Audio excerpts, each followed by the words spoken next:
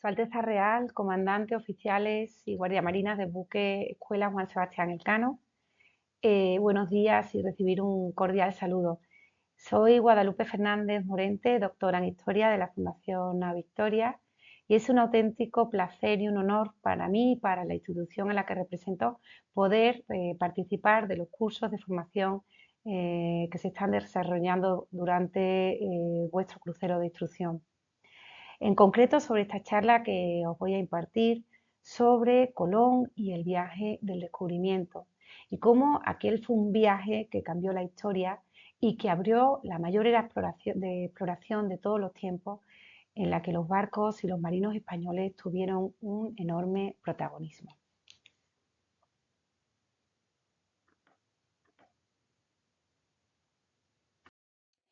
Pues bien, el contexto en el que se enmarca este primer viaje de Colón, el viaje de descubrimiento, es en el siglo XV, cuando se abrió una maravillosa oportunidad comercial para las grandes potencias marítimas del momento, España y Portugal, dos reinos con una tradición milenaria en navegación, que vieron la maravillosa ocasión de abrir nuevas rutas marítimas hacia Asia, el lejano oriente, de donde provenían mercancías tan preciadas como la seda y las especias.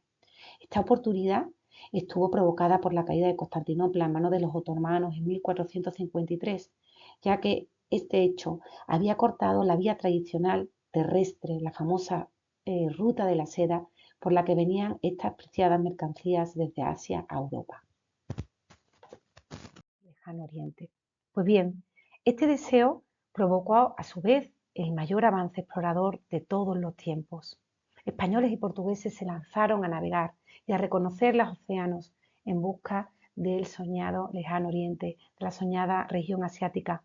Los portugueses comenzaron a lanzar esas expediciones marítimas desde Sagres y después desde Lisboa, y se habrían adelantado a los españoles en la búsqueda de aquella vía marítima. Navegando siempre hacia el este de la península ibérica, habían bordeado África y ya en 1488 Bartolomé Díaz había doblado el famoso, el mítico Cabo de Buena Esperanza, que les abría prácticamente las puertas. En este contexto se enmarca la aparición de la figura de Cristóbal Colón. Figura, sin duda, con una biografía que ha estado durante muchos años rodeada de una serie de misterios o cuestiones pendientes de resolver, como el lugar y la fecha de su nacimiento.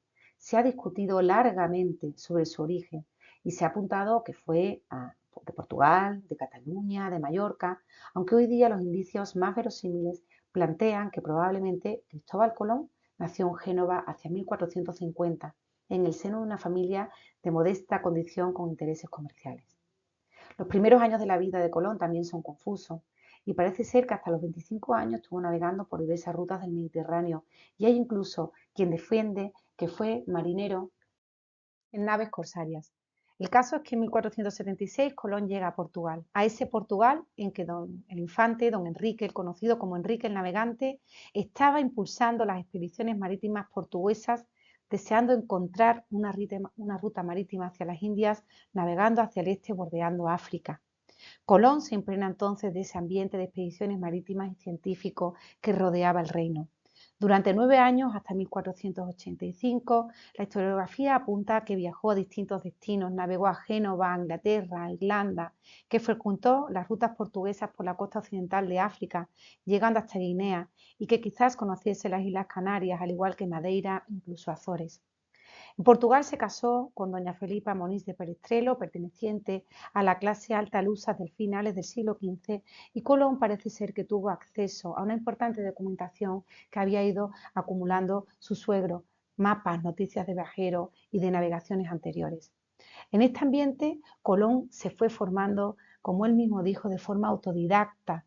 Como él mismo reconoció, su sabiduría venía nacida de la práctica y del trato con gente sabia.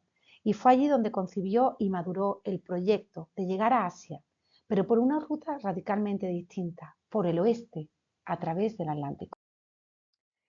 Pues bien, ¿en qué ideas basó Colón su proyecto? La historiografía tradicional mantiene que los principales conocimientos de Colón sobre el viaje y la distancia que recorrería se basaba en dos teorías, elaboradas en el mundo clásico a través de Ptolomeo. Una era cierta, la felicidad de la Tierra, y otra errónea, el tamaño de la misma, ya que Cristóbal Colón pensaba que nuestro planeta tenía una circunferencia ecuatorial de unos 30.000 kilómetros, es decir, unos 10.000 kilómetros menos de lo que en realidad tiene. Otra teoría que sostenía en su fundamento era la de la unicidad del océano, es decir, un océano que unía sin interrupción Occidente con Oriente y por tanto existía la posibilidad de atravesarlo navegando hacia Occidente. En esta diapositiva veis distintas representaciones del mundo inspirado en aquella tradición clásica de Ptolomeo, que como veis es un mundo imaginado, es un planeta idealizado, es un planeta que no está ni dimensionado ni por supuesto tiene las formas reales del planeta en el que vivimos. Por otro lado, se apunta que Colón estuvo influenciado por una serie de obras a las que tuvo acceso y que leyó, como fue el famoso Il Milione, el libro de las maravillas de Marco Polo, en una edición de 1485 que relataba los viajes de aquel mercader veneciano a China, a la que él llamaba Catay, Marco Polo, donde sin duda Colón encontró las referencias geográficas sobre Extremo Oriente y su grandes riquezas. Otros libros que manejó Colón y que recogían los conocimientos geográficos de la época fueron importantes, como el Imaion Mundi de Petrus Eliacus, en los cuales recogían las aportaciones de Ptolomeo, de Aristóteles, de Plinio y los demás tratadistas del mundo clásico sobre la imagen del mundo. Se apunta también a la influencia decisiva que tuvo en Colón un florentino, Toscanelli, un sabio del Renacimiento que tenía prestigio en medicina, astronomía y geografía y otras ciencias, que envió un informe a Alfonso V de Portugal con una carta y un mapa, documentos en los que Toscanelli hablaba ya de la viabilidad de una navegación hacia la China por el oeste, y Colón, como hemos dicho, tuvo acceso a esta documentación. Finalmente, y desde fechas muy cercanas al propio descubrimiento, ya se hablaba de otra teoría, el predescubrimiento. Una teoría que apuntaba a que Colón no había llegado a esas tierras por casualidad ni por sus conclusiones científicas, sino que disponía de una información privilegiada. Los propios cronistas y distintos cronistas contemporáneos prácticamente a Colón hablan de una nave que fue arrastrada al otro lado del Atlántico, desde la península ibérica por las corrientes, y que pudo llegar a alguna tierra más allá del Atlántico y regresar con grandes dificultades con un solo superviviente que pudo informar a Colón de la existencia de aquellas tierras y los rumbos de ida y vuelta. Este superviviente del que hablan algunos de los cronistas, incluso el Inca Garcilaso llega a identificarlo, fue Alonso Sánchez de Huelva, un marino de Huelva. Fray Bartolomé de las Casas, otro cronista contemporáneo, más o menos de la época de Colón, habla de ese piloto superviviente y de esta expedición que llegó a Puerto Santo. Y, como veis en este texto, dice lo siguiente, el cual, en reconocimiento de la amistad vieja o de aquellas buenas y caritativas obras, viendo que se quería morir, que se iba a morir, descubrió a Cristóbal Colón todo lo que les había acontecido y diole los rumbos y caminos que habían llevado y traído, y el paraje donde está la isla, se refiere a la española, dejaba o había hallado, lo cual todo traía por escrito. En definitiva, lo cierto es que todas estas teorías, informaciones y conocimientos que fue adquiriendo Colón dieron forma y fundamentaron su proyecto de llegar a Asia navegando por el oeste, por una vía más corta y directa que la que estaban intentando abrir los portugueses por el este. Por ello, Colón inicialmente presentó su proyecto al rey portugués Juan II, pero fue desechado y fue desestimado por una junta de expertos que estudió su viabilidad. Es entonces cuando Colón decide venir a España a presentar su proyecto a los reyes católicos. Ya viudo, llega a Castilla en 1485 con su hijo Diego y se dirigió hacia Palos de la Frontera, un puerto andaluz que veis representado en esta diapositiva del condado de Niebla, hoy provincia de Huelva, donde residían algunos de sus cuñados y además allí estaba localizado el monasterio de la Rábida de frailes franciscanos, que veis también en esta diapositiva. En este monasterio pues, entró en contacto con personas influyentes en su proyecto, como fue el fraile astrólogo, fray Antonio de Marchena, y otros monjes de la Rábida que le abrieron el camino para llegar a personas de mucha influencia en el momento y cercanos a la corte, como el confesor de la reina, fray Hernando de Talavera, incluso con el cardenal Mendoza, fueron los que abrieron el camino de Colón hasta los monarcas. Sin embargo, desde un primer momento, su proyecto, una vez presentado a los Reyes Católicos, fue rechazado, ya que en ese momento realmente el foco de los intereses reales estaba en los últimos esfuerzos de la reconquista de los reinos peninsulares.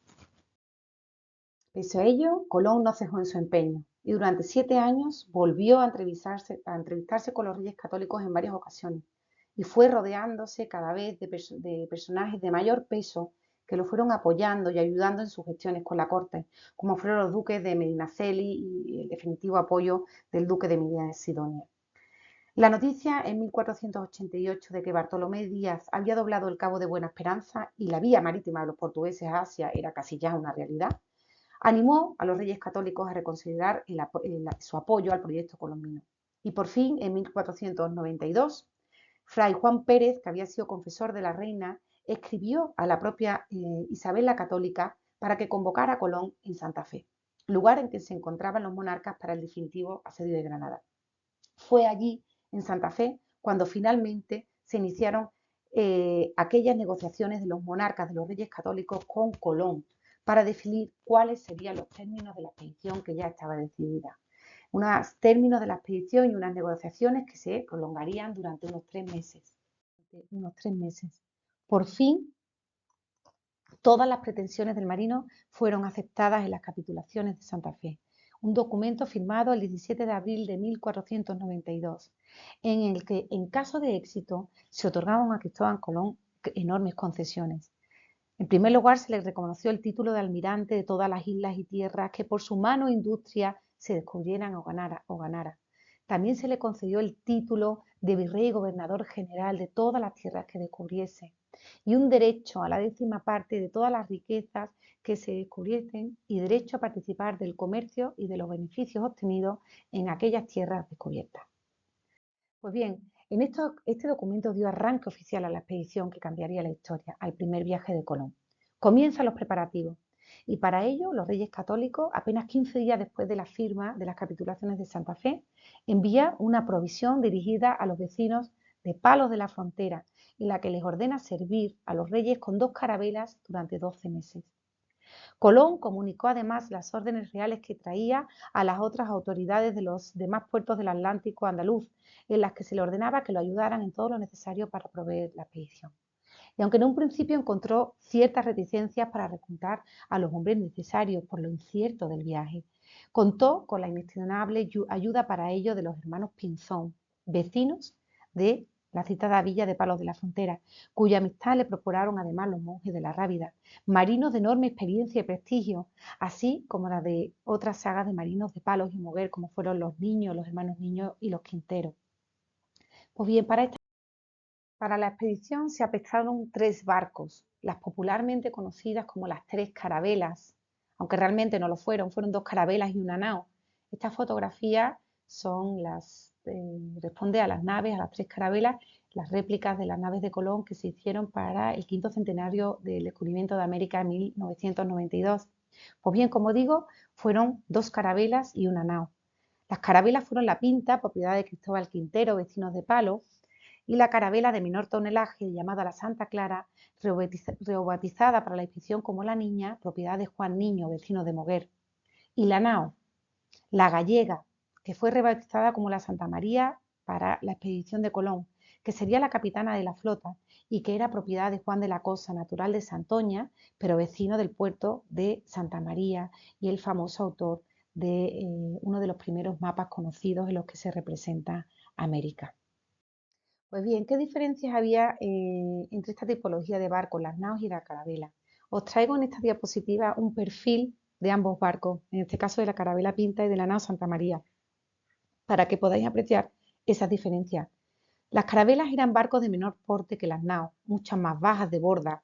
No solían tener castillo a proa, aunque en algunas ocasiones lo llevaban, pero eso sí, mucho más pequeños y más bajos que las naos.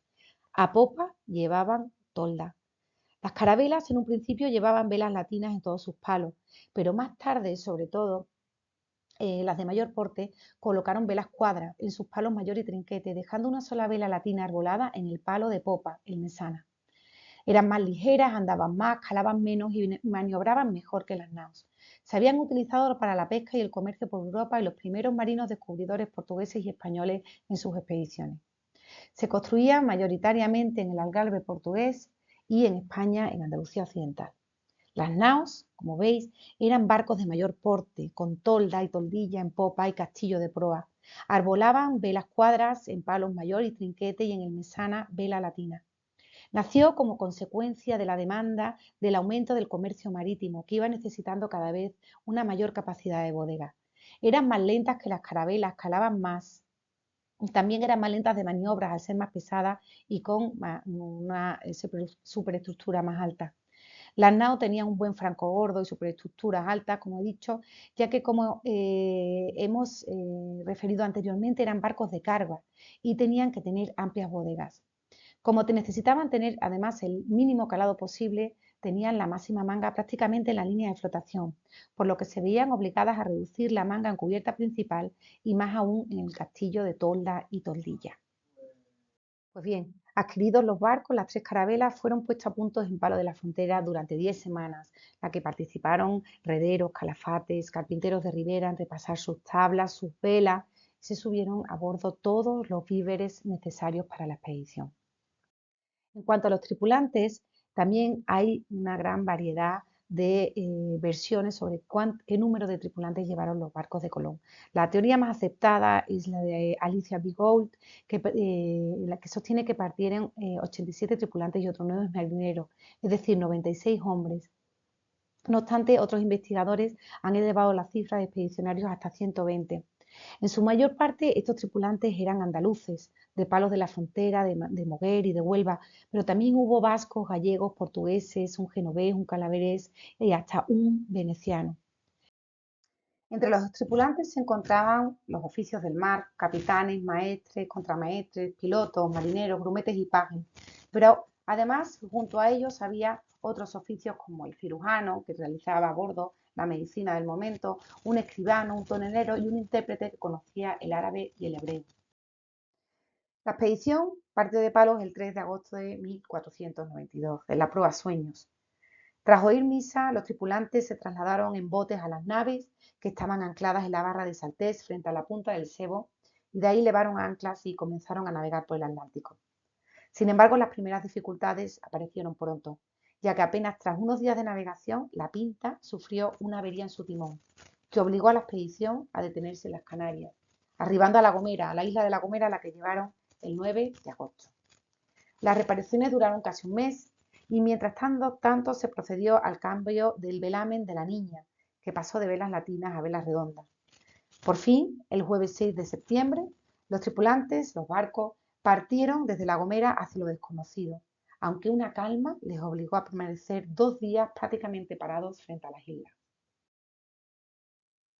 El 9 de septiembre, por fin, saltaron los alisios e, impulsados por estos vientos, pusieron proa hacia el oeste, perseguidos por el rumor de que una flotilla portuguesa de 3 carabelas los andaba buscando. Pero no fue así. Por fin, el día 17, arribaron a los Sargazos y pensaban que se encontrarían ya a pocas jornadas de llegar a tierra, pero no era así. Y empezó a surgir el malestar y la frustración entre los tripulantes. Aunque con frecuencia Colón se preocupó por comunicar de manera oficial a estos hombres las estimaciones de las distancias navegadas, aunque eran menores a las reales, anotando las verdaderas en secreto, el hecho es que la tierra esperada aún no aparecía. Pasaban los días y iba creciendo el malestar y el desasosiego y las murmuraciones. Y el 6 de octubre estalló un motín, que únicamente pudo ser dominado cuando Martín Alonso Pinzón impuso su firmeza y propuso incluso cambiar el rumbo para calmar los ánimos. Pero Colón se mantuvo firme y prosiguió con el rumbo marcado, hasta que al día siguiente vio algunas bandadas de pájaros y optó por dirigirse al sudoeste. Por fin, la noche del 11 al 12 de octubre, Colón afirmó haber visto una luz en la lejanía, por lo que ordenó a la tripulación que redoblase su vigilancia y estuvieran muy atentos al estar tierra. Aquella madrugada, Juan Rodríguez Bermejo, conocido como Rodrigo de Triana, dio la famosa voz de tierra. Se trataba de una isla coralina del archipiélago de las Bahamas que bautizaron con el nombre de San Salvador. Habían llegado a América. Sobre la travesía, la ruta seguida por Colón, cabe plantear que descontando los 2 días de calma que estuvieron frente a las Islas Canarias, había durado 34 días de navegación por mares desconocidos. Una ruta que siguió el paralelo 28 norte, el de La Gomera, una ruta tan acertada tanto en duración como en rumbo, que fue la que durante 3 siglos, del siglo XVI al XVIII, utilizarían las célebres flotas de India que atravesaron el Atlántico de manera constante. Lo cierto es que al despertar el alba del 12 de octubre de 1492, Colón creyó ver el extremo oriental de las tierras descritas por Marco Polo en su libro de las maravillas, sin tomar conciencia, como quizás nunca lo tomó, de que estaban ante unas costas nunca antes avistadas por los europeos. Tras esta primera toma de contacto con las tierras del Nuevo Mundo, la expedición se dedicó a reexplorar la zona.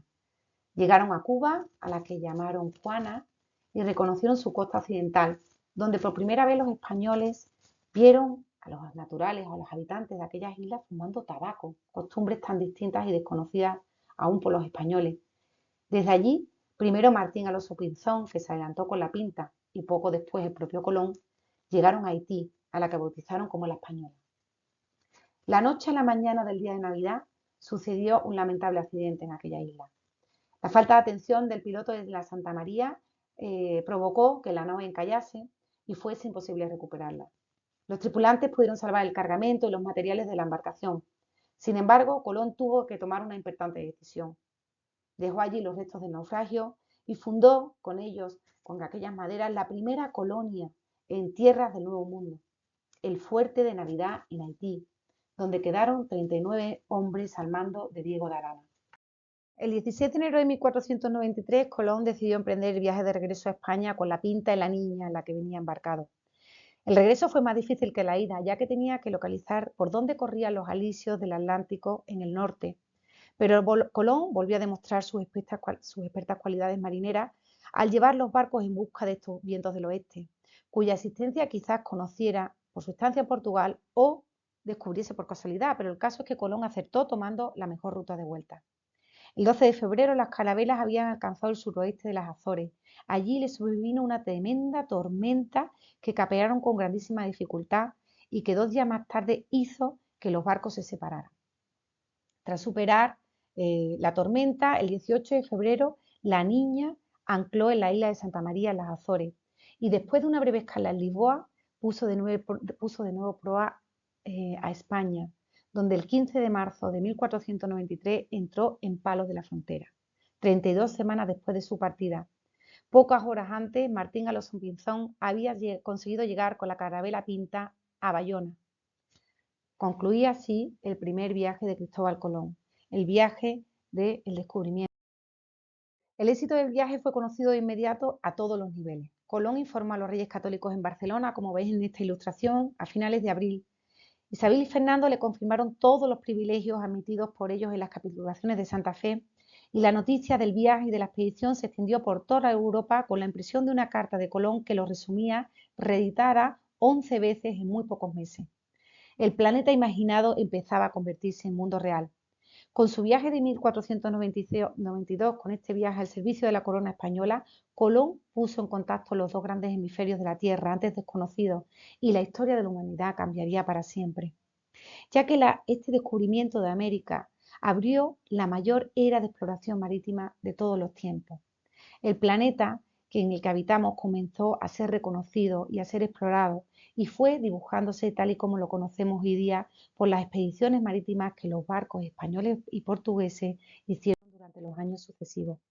En los años posteriores a su primera travesía, Colón realiza 3 viajes más, con mayores recursos que los anteriores. En 1493 y hasta 1492 se produjo este segundo viaje, en el que llevó nada menos que a 1.200 hombres. A lo largo de estos años descubre el arco de las Antillas Menores y la isla de Puerto Rico, funda la colonia La Isabela en la isla de la Española y explora gran parte de la costa sur de Cuba. Colón regresó a La Isabela convencido todavía de que había bordeado una península del continente asiático. A los pocos años se produjo el tercer viaje, entre 1498 y 1500. En este tercer viaje, Colón explora regiones situadas más al sur y llega a tierra firme, descubre la isla de Trinidad y el inmenso delta del río Orinoco.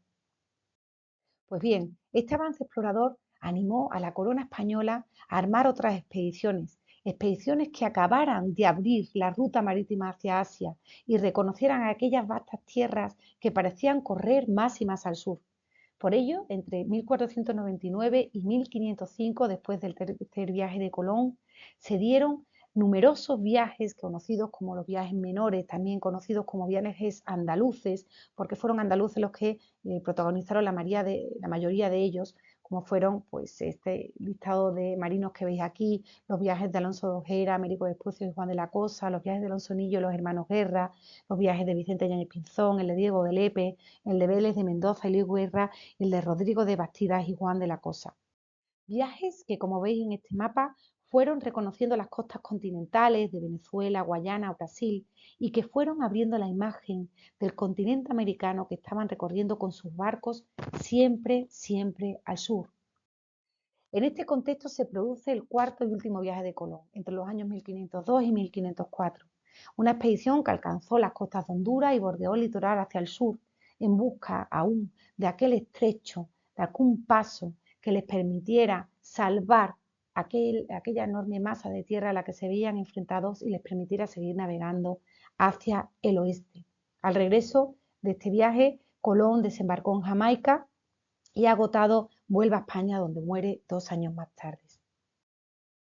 Pues bien, como hemos visto, después del primer viaje de Colón, del primer viaje del descubrimiento, se sucedieron decenas de viajes de marinos españoles tratando de cerrar el sueño del almirante y llegar hacia Asia, iniciando con ella la mayor era de la exploración de todos los tiempos protagonizada por los marinos españoles. Marinos que se atrevieron a navegar siempre más allá de lo conocido y de lo explorado, tratando de rebosar esa inmensa masa de tierra firme que resultó ser todo un continente americano, para seguir navegando hacia el oeste y abrir definitivamente la ruta a la región asiática. Marinos españoles que demostraron audacia, valentía y que vivían en condiciones durísimas a bordo de aquellas naos y carabelas que componían su flota, barcos en los que apenas había espacio útil habitable. Se habla de 1 metro cuadrado por persona, por tripulante, en los que no había camarotes ni camas cómodas para ninguno de ellos. Echaban sus esterillas en alta mar y buscaban cobijo como podían para soportar calmas, temporales, fríos, calores, vientos, lluvias. Eran barcos que llevaban un continuo balance y en los que el agua corría por sus cubiertas desaguando por sus invernales, y en muchas ocasiones aquellos marinos irían realizando esas largas navegaciones con sus pies mojados. Barcos que solamente podían capear el temporal y las tormentas, bajando sus velas y quedando al pairo hasta vencerlas, sufriendo esos continuos balances. Unos hombres que en aquellas navegaciones estaban expuestos a la muerte continuamente, a peligrosas maniobras, a enfermedades, sobre todo a los escorbuto, en los que reinaba la escasez de alimentos, de agua potable, la falta de higiene y una medicina que era más que precaria. Unos hombres que se pusieron definitivamente en busca de fortuna o de un mundo mejor, pero que acabarían por protagonizar travesías imposibles que abrieron la imagen del planeta y los caminos del mar que unieron el mundo. Porque mirad, el enorme avance explorador que se produjo desde 1492 hasta 1519, fecha de inicio de la expedición que protagonizó la primera vuelta al mundo. En este mapa podéis ver cómo los portugueses ya habían abierto definitivamente la ruta por el este hacia Asia, y los españoles, en el empeño de abrirla hacia el este, habían llegado hasta Río de la Plata con la expedición de Juan Díaz de Solís. La expedición de Magallanes Elcano, la primera vuelta al mundo, realizada entre 1519 y 1522, es la que definitivamente cerraría el sueño de Colón de llegar al lejano oriente. Y abrió otros muchos sueños, el de reconocer esa masa continental que se había rebasado por su extremo sur y aquel inmenso océano que habían navegado, que es el Pacífico. Y fijaros, en el espacio-tiempo de apenas 30 años después de esa primera vuelta al mundo, nuestros barcos y nuestros marinos exploraron el 90% de las costas americanas del Atlántico, desde Alaska a Terranova, a Tierra de Fuego, y el 60% de los archipiélagos del Pacífico, protagonizando el mayor avance explorador de todos los tiempos. Y el mundo se fue iluminando y todos estos datos geográficos se fueron plasmando en la cartografía moderna, en la que el hombre acabó de dar forma y de cerrar la Tierra y abrazar el planeta en el que vive. y conocerlo en sus verdaderas formas y dimensiones. Como podéis ver en estos mapas, fijaros una representación del mundo en 1502, mapa de Cantino. América está apenas esbozada. Esta es una representación de 1519 en que América se dibujaba prácticamente unida a Asia sin interrupción. El mundo es un mundo infradimensionado. Fijaros en la pequeñez del Océano Pacífico. Esto ya es un mapa de 1529, un mapa, el mapa de Diego Rivero, en el que está plagado de esas naos y carabelas que exploraron y reconocieron, prácticamente veis que está reconocido todo el continente americano y muchas de las islas del Pacífico. Y esto ya es un mapa de 1544, apenas 50 años después de este primer viaje de Colón. Un mapa en el que el mundo aparece prácticamente con sus formas perfectas y en el que además aparecen trazadas no solamente la ruta de la primera vuelta al mundo, sino aquellas rutas marítimas que unieron el mundo, las rutas de las flotas de India que durante 3 siglos unieron América, Europa y Asia. En definitiva, el viaje de Cristóbal Colón de 1492 al servicio de la corona española fue un viaje que cambió la historia. Con él se produjo el encuentro entre dos mundos que se conocieron y reconocieron, unieron su historia para siempre y de manera indisoluble. Pero también con este viaje se inició, como hemos visto, la mayor era de exploración de todos los tiempos, que abrió la imagen del planeta y del mundo moderno, y abrió igualmente los caminos del mar, que durante más de 3 siglos conectaron los grandes continentes del planeta, iniciando la nueva era global en la que todos seguimos viviendo. En definitiva, un viaje trascendente que, como digo, cambió la historia y conectó el mundo. Muchísimas gracias por vuestra atención y un saludo.